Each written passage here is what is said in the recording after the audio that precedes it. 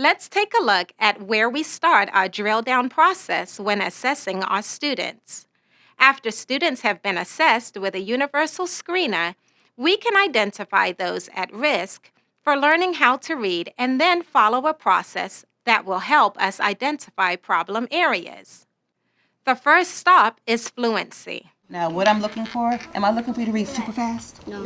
I'm looking for what? What's the word that we use? Fluent? Fluency and accuracy, right? How well you read, at the pace that you read it, but making sure that what? You understand the story. You understand what it is that you're reading. Are you ready? Yes. Finger on the first word. Ready? Begin. In this clip, the teacher is explaining what fluency is and why it's important to not just read quickly, but to read words accurately. Fluency is the ability to read accurately, smoothly, and with expression. There is a strong correlation between comprehension and fluency. Fluent readers are able to decode words automatically.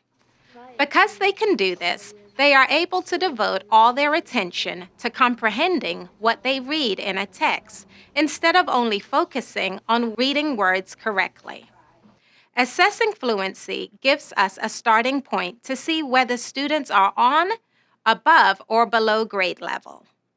By following a few simple steps, we can assess reading fluency by having a student read aloud from a new on-grade level passage for 1 minute, following along, recording errors, and marking the last word that was read when the minute is up.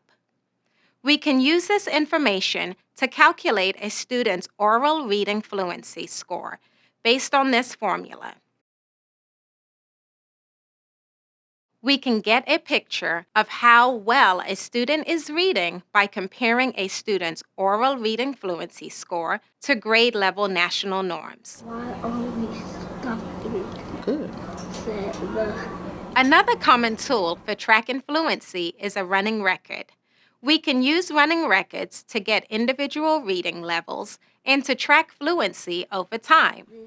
In this video, Mrs. Fletcher is using a running record to determine Rashad's fluency, making notes as he reads to assess his oral reading skills and documenting error patterns. On the Cox campus, we have a resource that will help you calculate an oral reading fluency score. We have also provided a link to the national norms. Fluency assessments give us a general picture of whether a student is reading on grade level based on automaticity measures. When fluency assessments are paired with comprehension assessments, we can gain even more information for a complete picture.